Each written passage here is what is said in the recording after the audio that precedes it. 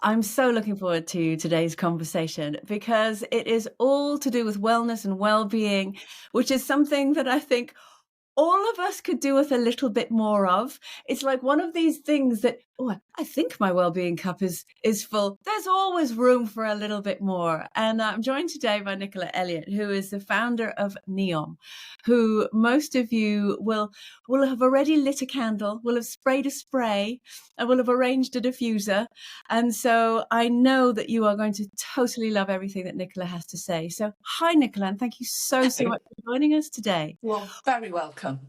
What inspired you to put all your learnings over the past, it must be what, nearly 3 decades now, two and a bit decades? It's 18 years, and God, that makes me feel old.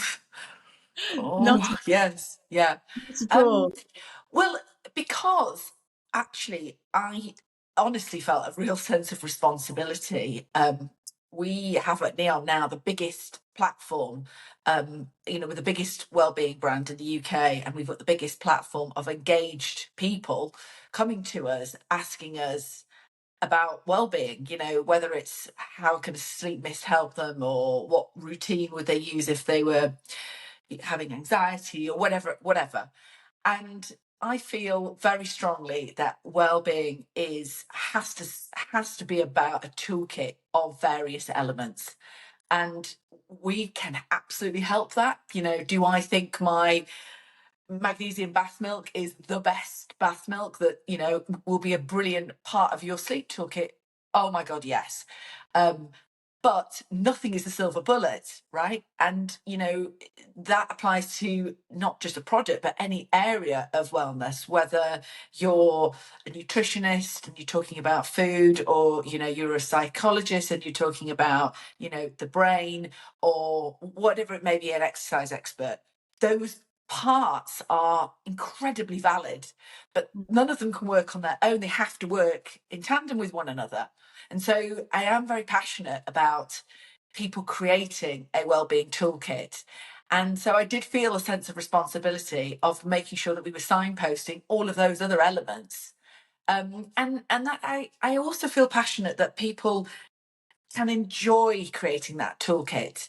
It's not, another thing to be done, or I better up my well-being. It's not, 5 things on a list and some pills you can take. It should be about finding the best. There's so many different ways that it can work for you, and what you love and what works for you will probably be very different to me. And again, it changes for whoever you are. So I think I wanted to create a toolkit, a sort of a plethora of elements, I should say, that could make a toolkit. Yeah. But sorry, last answer to that, there's so many reasons why I wrote this book, but the last answer was, at the same time, I do feel people want some sort of guidance. It's all well and good going, oh, choose what works for you. Yes. But then I think people want some sort of framework. And so everything we've ever done at NEOM fits under 4 pillars: sleep, de-stress, energy, and mood. We develop every product under those categories. Every piece of content that we put out is under those 4 pillars. So it felt fitting as well to start with some guidance. So it's hopefully a real pick and mix with some guidance as well.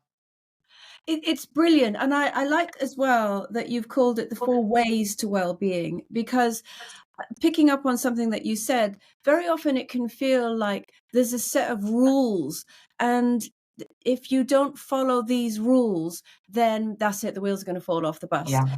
And for someone who I already have a real vested interest in this. I'm interested in it personally. I'm interested in putting out there to my community and anyone who will listen any information that I think is helpful. I just see myself as I'm just a vehicle. I just pass it on and pay it forward. Yeah. But one of the things that I really enjoyed when I was reading a book was the part that was personal to you, because it resonated so strongly with my experience, which is, so even when you're doing what is so-called all the right things, you can still fall down, because sometimes you overwhelm yourself with it. So it's been kind of well documented. 2019 was the year of my face plant, as we call it in our house. I literally fell down. That. Well, it's because when you say the word breakdown, it sounds pretty horrible, and it was pretty horrible. And when people asked me, "What did it feel like?" It felt like short-circuiting. It manifested itself in panic attacks, overwhelm. One day, I was commuting into work on the train, and I was so overcome with stress and anxiety, I thought I was gonna throw up on the train, and I had to get off at a stop and sit with my head between my legs on a platform. Very embarrassing. Mm. And then in the end, I just had to come home, and I just thought something needs to change. I was doing so-called all the right things. I was up at 5:30. I was running. I was exercising. I was juicing. I was doing actually what I was doing was totally overwhelming myself with all these so-called things and Yeah. ignoring all the signs that my body was telling me that something wasn't working. And I'd love to hear your thoughts on this because I know you had a similar experience, and it was your lovely mum that just went, "You need to just look after yourself properly." Don't you just love that? Exactly. It's that simple. You Thank just you. look after yourself properly. Yeah. Um, so obviously, you had your own path to which then went on to form NEOM through discovering essential oils and this sort of thing. But going back to this whole idea of even trying to do the right things, people might be thinking, "Oh my God, I can't stick another book onto my Yeah. list, and another thing to do." What do you say to people who come at you with that attitude? Um, well, so many answers to that question, really. I think what's interesting with your story and similar to mine was that nothing particularly bad happened when I started with anxiety and panic attacks. I think in a way that probably confused me even more. And by the way, this is again 20 years ago, so we weren't talking about it in any way. Yeah. Um, but I think, you typically think there's been some event or some trauma or some catastrophe that's happened that will spark that.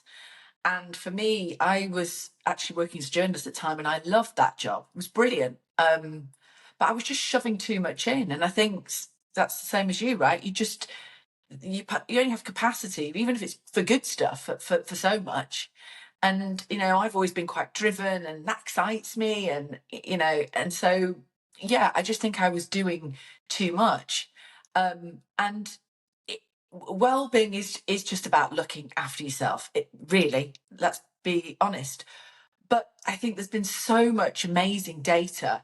I think the vast majority of well-being data, the stat is like 80% of it has come out, especially to do with like moods and so forth, in the last 5 years. So a lot of that information is new. I don't think we necessarily had an awful lot of these tools to hand back when that was almost the worst time, right? Because it was just when we were sort of starting with the tech era, I suppose, smartphones, etc. Mm. But we didn't have an awful lot of information. We were eating, not great foods, etc. So I think first thing I would say in answer to your question is you can start with anxiety at any time, or it doesn't have to be a traumatic event. And so watch out for that, be aware of that. And second thing is I totally agree. I don't want another thing to do. I'm getting things off my to-do list, like at a rate of knots. But I think it's about thinking this only is going to work for you if you like doing it. Like, I'm a big advocate of that. So if you think you need to go for a run every day, and be juicing, and actually you don't like juices, you don't like running, and you haven't got time for it, that's not a valid part of your toolkit. That doesn't work for you. Yeah. It might be that actually what you need to be doing is looking at, I don't know, do you like doing, can you have a bath for a bit longer in an evening and do a little bit of mindfulness breathing whilst you're in that bath? You know, what foods do you like? Do you not like cooking? Okay, fine. Do you need supplements? Do you not want some? It's like you've got to make the choices that kind of work for your lifestyle. And so I think there's no right and there's no wrong way to do this. And if it feels at any point to you Yeah. that it's another thing to do, or it's something you're not personally engaged with, you've picked the wrong tools. And keep trying with those. They will evolve. They will. It can't be the same. You can't get them. You can't figure it out one day and then that's you done for the next decade, Yeah. because your life's going to change, right? And things become, as life does, there's a good time and there's a bad time, there's a good time and a bad time. You get older, your body has different needs, the seasons are different, it's a different time of the month, so it's going to ebb and flow, of course it is. And your sort of bank will become have a deficit at some points. So I think get your head right with your attitude to the wellbeing toolkit before you enter into thinking, oh my God, it's another thing to do. Understand what it is, why it's there, and that it's only ever going to work if it's a nice thing, really, for you. And then start populating it with the things that work, not the other way around. Because we live in an age, don't we, where I know it was a magazine editor for 8 years. People want give me the 5 things that's clickbaity things that are going to change your life that I can do. That's how we kind of consume information, and I'm saying quite the reverse. So make it I nice. and it almost goes against you can't be driven, you can't be ambitious, and also choose things that you like to do, because that's not how it works. You have to be tough, you have to push through, and if you want to get ahead and have drive and succeed, well, you're going to have to suck it up. And I think absolutely that is true in every profession and every career, and it doesn't matter what it is. But I think we've been so focused on that lane, we kind of forgot that actually the lane is wide enough to also have alongside it, that we need to balance that with, right, what is filling me up with good? Because if you think about when you're pushing through and you're driving and you're trying to succeed, that's a depletion. And even if we are excited about what we're doing, we love it and we fizz with energy from it, it's still a depletion. So what am I doing that is actually adding to that in a positive way? It Totally. makes total sense that it has to be something that we like. But for some reason, this has been totally missing in the sort of well-being space, because we've had this idea that it has to be something tough, like going to the gym and pushing to the point where we're shaking and nearly falling over, and doing HIIT classes to the point where you're the one in the corner of the room with your legs laying on the floor with your legs in the air. That was me. That was literally me. Oh, um, no. and I remember I used to listen to podcasts, bearing in mind they were also very masculine, very male driven. And it was all about go, go, go, push, push, push. The energy was very masculine. Once I flipped that on its head, and I did what you call a value audit, and I looked at, is this actually working for me, and is it helping me in some way? Is it replenishing me, or is it just giving me something else to make me feel exhausted? I removed it. So coming back to your 4 pillars. So you talk about sleep, stress, energy, and mood, and you've got experts in that are clearly know their stuff in all of these pillars. There was one in particular I thought was really interesting. So it's Richie Norton, who He's he's great, yeah. ex-professional rugby player.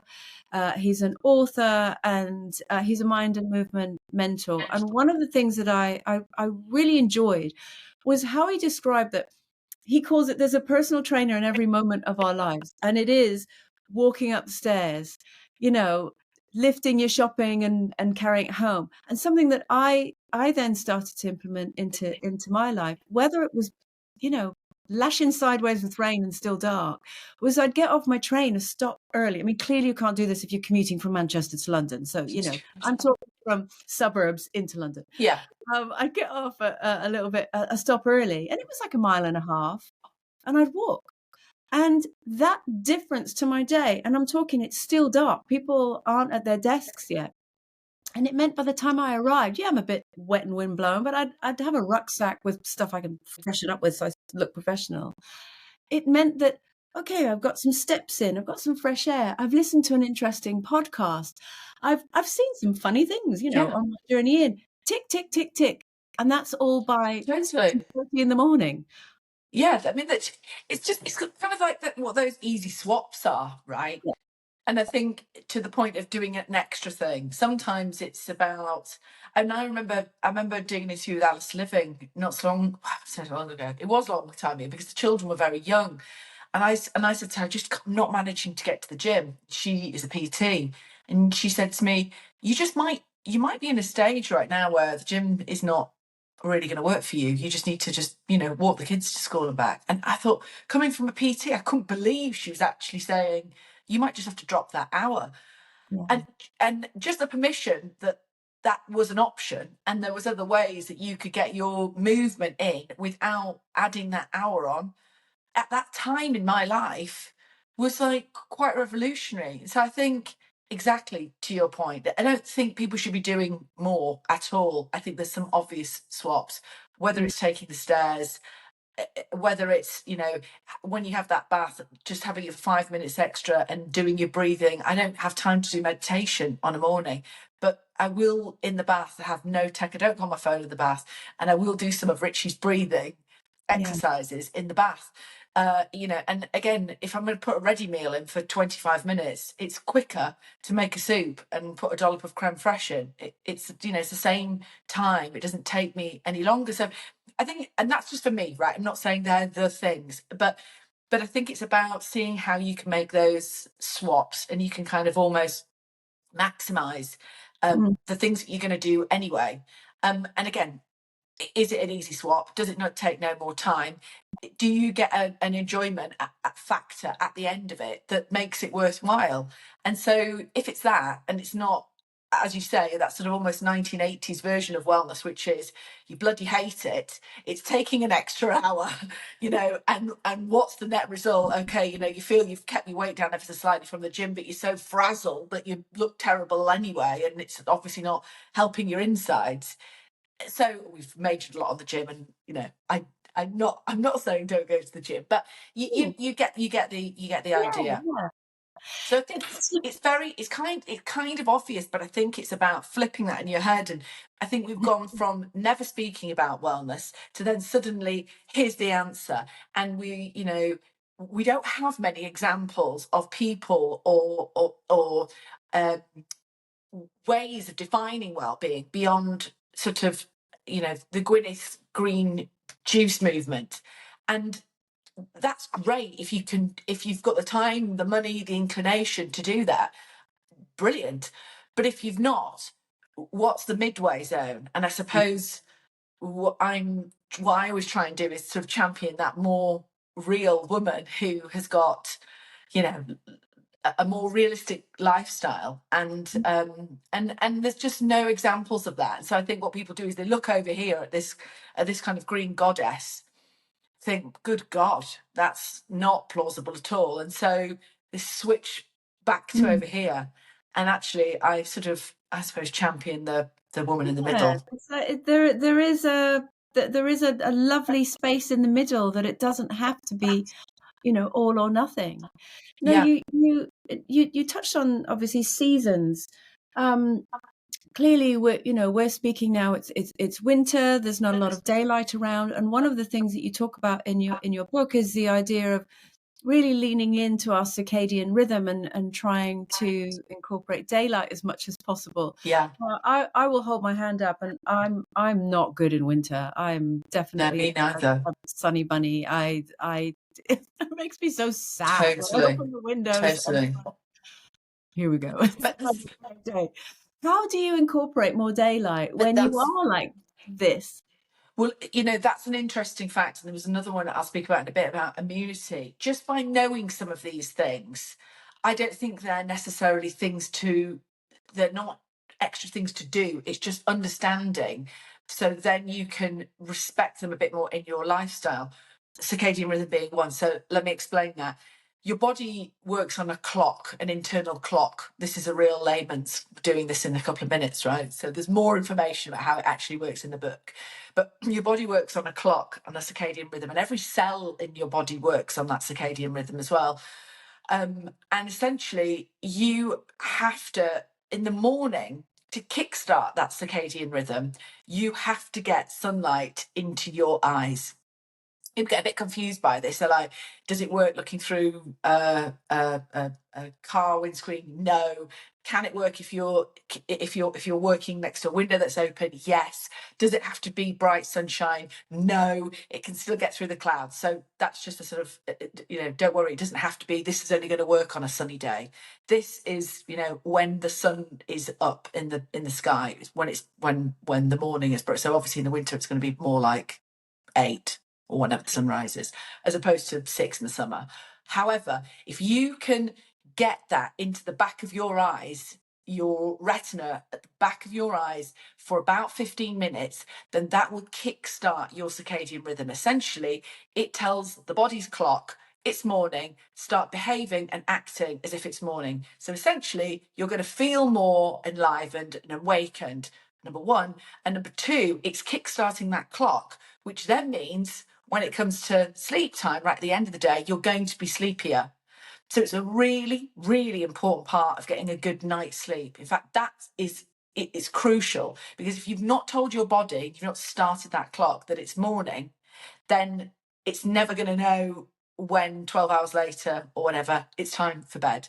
So just knowing that and understanding that the difference between you having your cup of tea outside, again, it's cold at the moment, so I get that, but having the window open, being sat next to the window, knowing that as opposed to your desk being over there is like a game changer. So there's some things that I think, are worth knowing that aren't, again, about even walking a stop more on the bus. It's just about knowing that.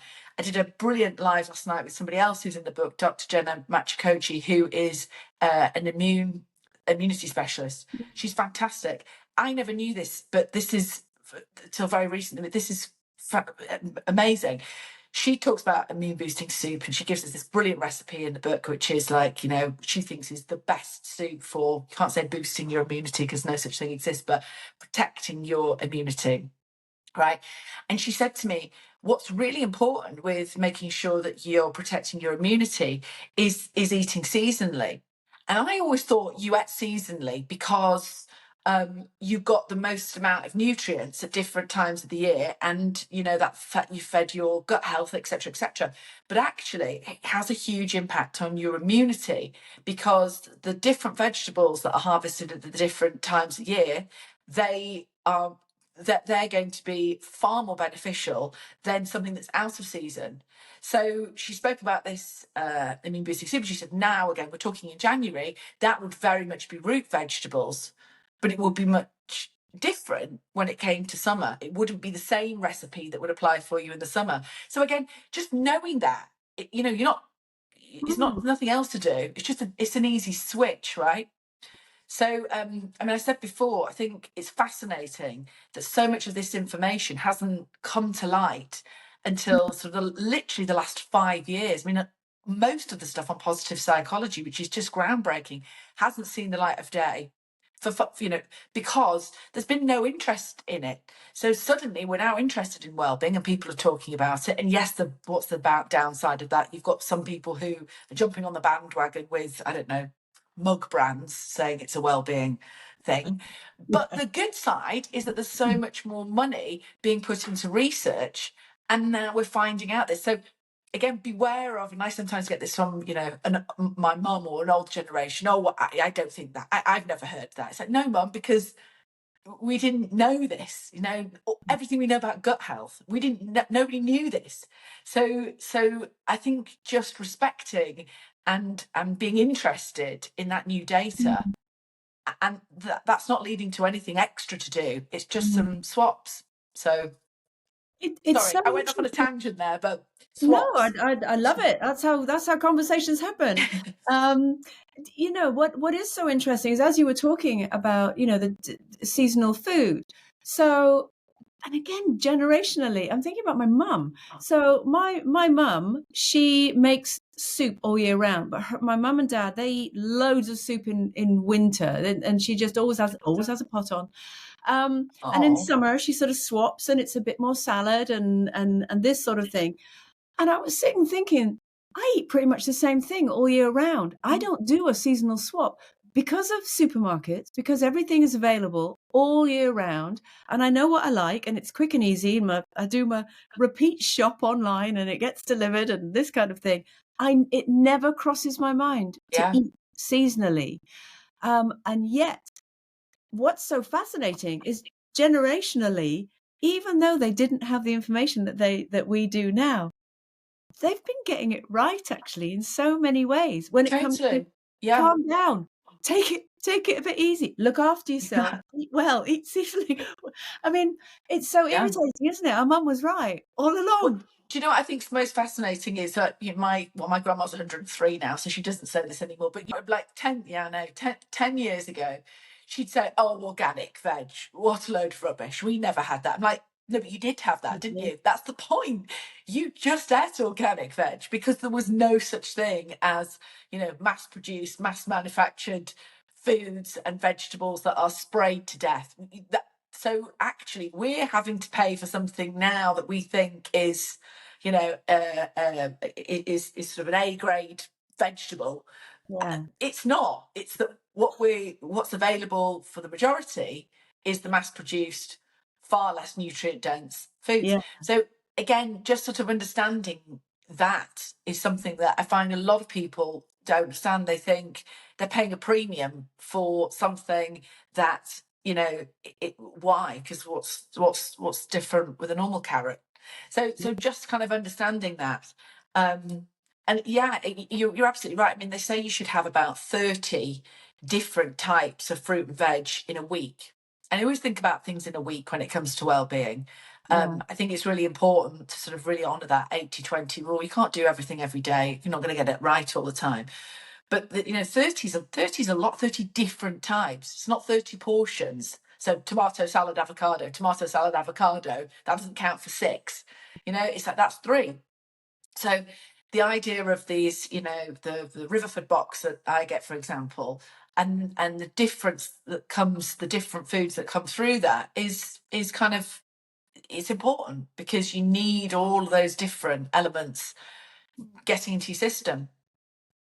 When it comes to, having a rainbow diet, as you speak of as well, and also the different supplements and what have you that are out there, with the experts that you've spoken to, it is a struggle to get the 30 different food types, as we've Yeah, talked in the sort of pinnacle. When it comes to, say, powdered supplements that, when you look at their list of ingredients, they have a whole host of things in there that we couldn't we we just couldn't make, yeah. because it's just not realistic. We've got busy lives. Mhm. Is that a good, I wouldn't say alternative, but a good bolt on in terms of putting it into a smoothie, or it's there, they have them now where the green powders that are packed with stuff, you just add Yeah. water, shake and down it. Would you recommend those? Well, I think the things that I've found is that the supplement industry is the ultimate Wild West industry. So bear Okay. that in mind. I mean, you know, there are so many brands that just make supplements where there's so little in there, it's probably going to not touch the sides, and they're filled with cheap filler. And unfortunately, it's not a very well regulated industry. So that's the first thing I would say. Absolutely not all supplement brands are born equal. And I think I talk about four in the book that I really, really rate. And I think that the founders have a huge amount of integrity. I've really done my research into the ingredients being, um, pure and Mm. of the best grade. So it's going to do something. So I think that's the first thing. Don't assume they're all born equal at all. Second thing is, of course, nothing is ever, there's so many different elements. Not only is the quality going to be better from from good food, but also there's going to be more different elements in that food. So again, it couldn't really be a substitution. However, you're assuming that you're going to be able to get hold of all of those nutrients within all of those foods, and you're also assuming that you're going to that they're going to be good quality. I mean, we've just spoken there about mass produced, I don't know, chicken or carrot or Mm. something. So and that is the food that so many of us are consuming. So on that basis, and it's important to understand that, because that's kind of they're the precursors that you do need to know. But I think on that basis, I do supplement myself for Mm. sure.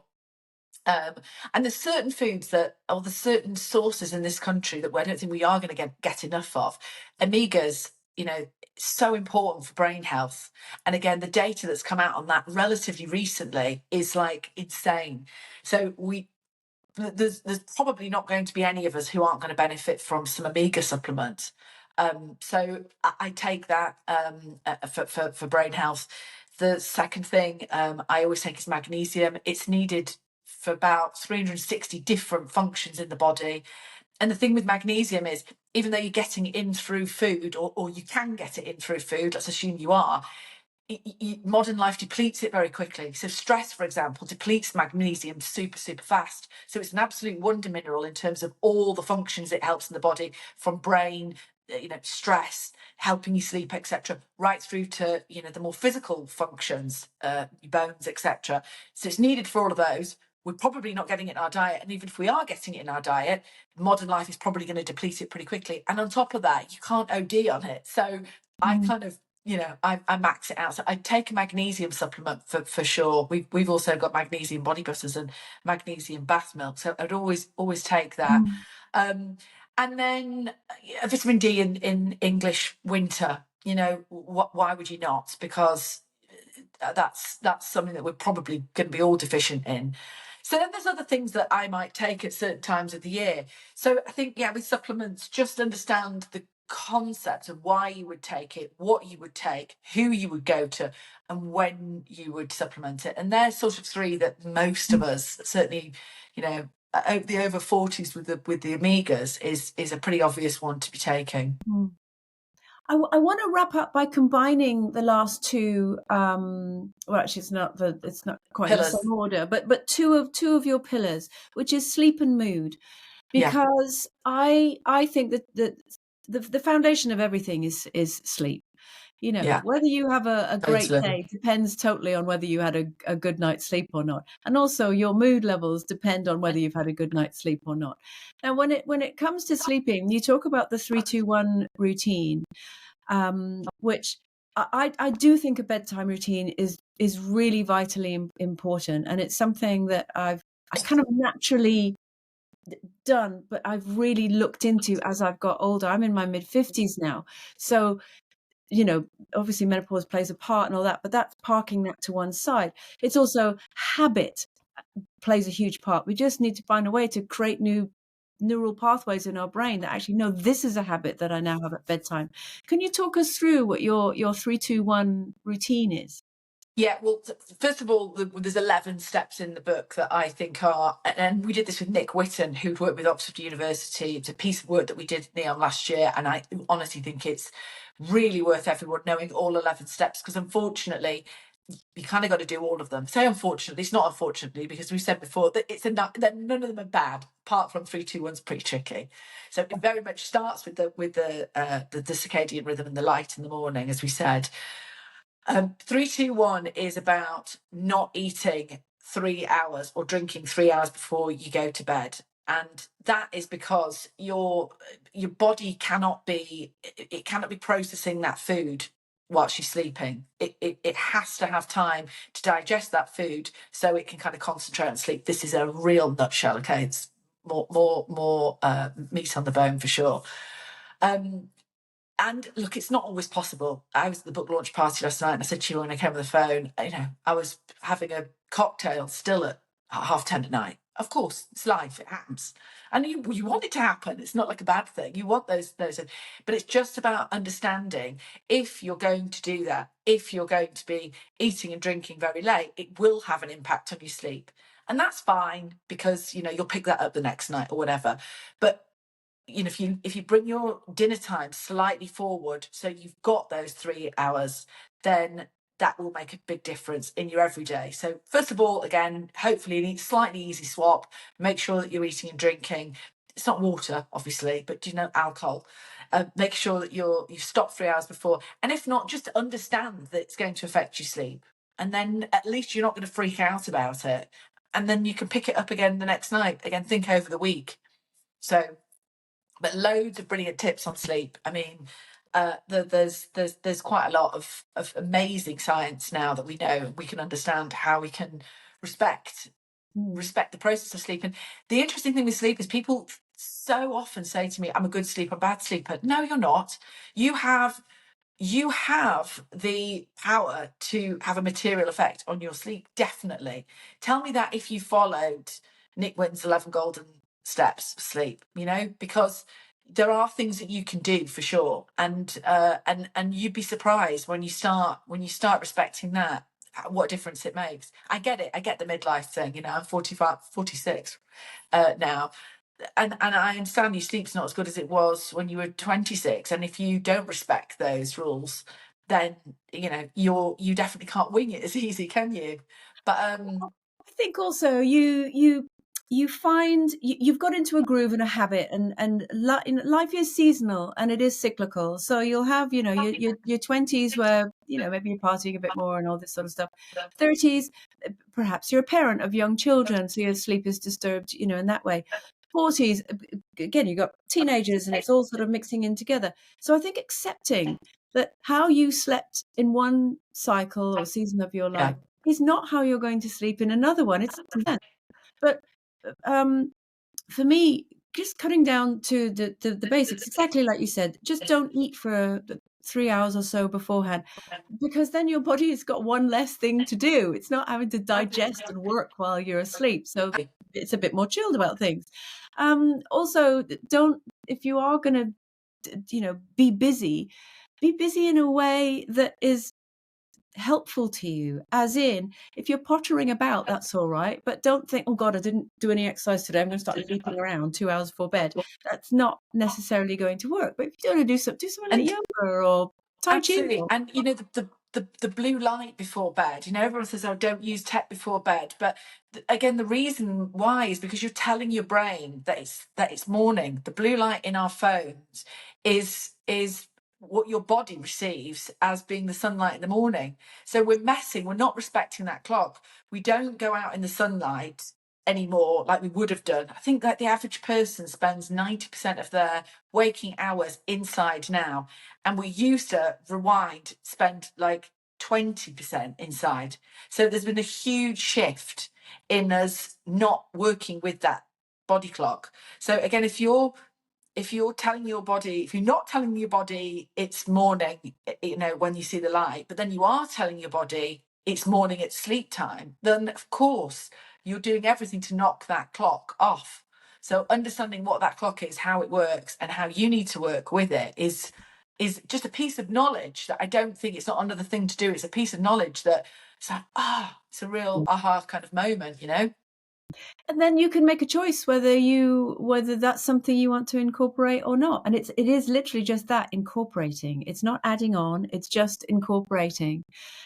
Nicola, you've been amazing today. So much fresh insight into information that is out there. And I do think that the problem nowadays is not that there's no information. The problem is that there's too much information and we don't know Agreed. what to select, and it's information overload.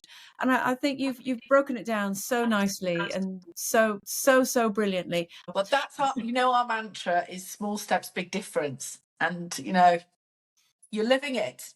Yeah, you only get one shot, and you might as well give it a go to make it work in the best way for you. And exactly Totally. like you said at the start, we are all different. What works for me won't work for you, and vice versa. Find your groove, find your thing, and that's it.